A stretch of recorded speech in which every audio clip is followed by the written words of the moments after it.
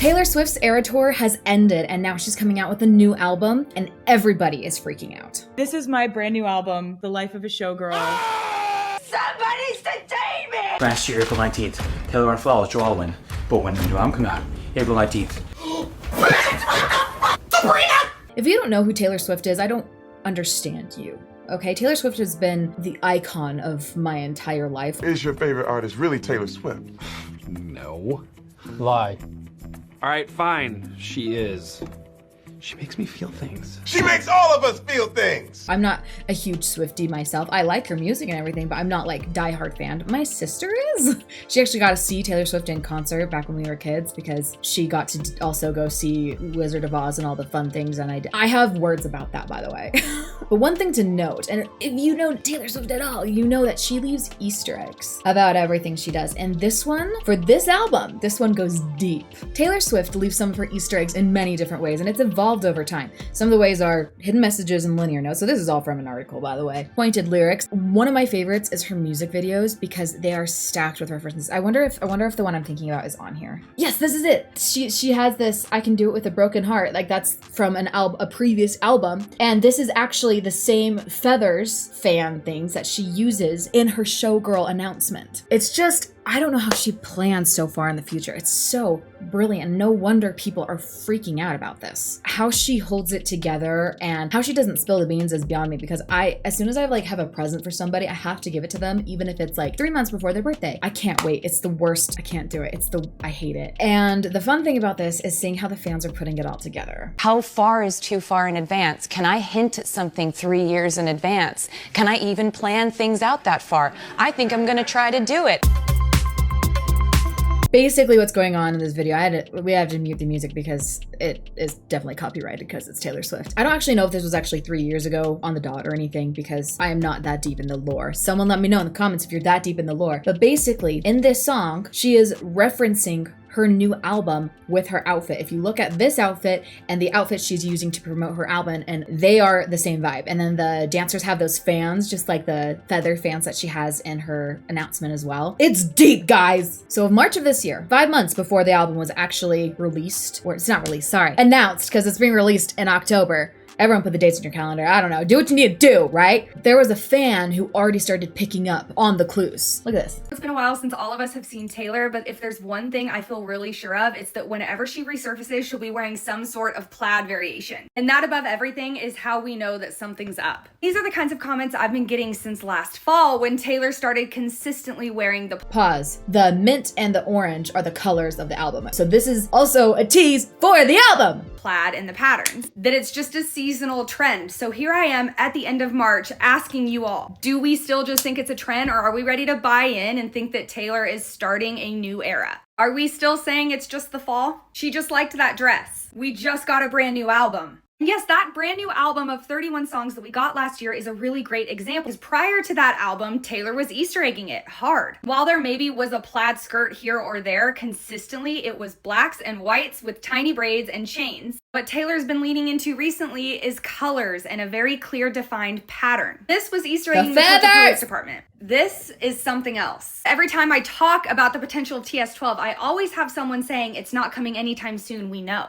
Taylor's always playing the long game and she's already in the next era while we're still digesting the one she left. As for the plaids being tied to reputation, I just don't think that's true either. Because there's way too much color here for me to consider any of these reputation. And trust me, I see the vision. There are some really close resemblances. But that leads me to Bleachella, which is an entirely different conversation. But one that ultimately brings us back to TS12. I always want to know your thoughts. Let me know in the comments. What do you think the plaid's for? She deserves free tickets for this deep dive that she went for us. Now, like every album release that Taylor Swift does, everyone is analyzing every single thing that she's done. And I have a few to show you here. This is my favorite one. Look. It's so... I love it. I am obsessed with it. This is awesome. Look at this. The surprise song piano versus the flowers and the painting of Ophelia. Yes, this is what I was talking about. So here's an example. October 3rd is the release date, also National Plaid Day, and Taylor has been wearing plaid since August 12th, 2024. This look by Vivienne Westwood. Wood is track 9. You've lost your mind. You've lost your goddamn mind, Charlie. That's Or this one, Taylor Swift on exiting the Eras Tour stage through an orange door.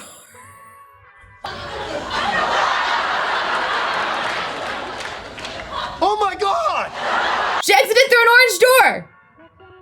I was pretty happy they noticed. I was like, I trained them well. I chose to exit that way through an orange door to be specific. That was an Easter egg. The reason why I chose to exit that way is because I wanted to give a hint to the fans that I might be leaving the Eras Tour era, but I was also entering a new era. I don't know how anyone can be anything but so impressed with this. It's not just freaking creative, but it's fantastic marketing, guys. This is one of my favorite ones. I can't believe that August 12th was right in front of us the whole time with a smirk on her face and everything. A12 in the background. You know, I'm not a Swiftie. I'm not a die-hard Swiftie. I might be converted here though. This one, I'm not 100% sold on. Okay, so let me know what you think about this one. The color scheme is copper oxidizing because a showgirl is on a pedestal for the world, and over time, in the public eye, they lose their shine. The weathering from being the target of the world's misogyny. Even if it's not on purpose, that is such a good comparison, and it's so beautifully put together. This is when Taylor Swift was like, can I hint at something 3 years in the future? Taylor was on the 12 o'clock dressed in showgirl type outfit in the Bejeweled video almost 3 years ago. What the hell? The Life of a Showgirl being a lock when the Eras Tour stage was a key. Okay.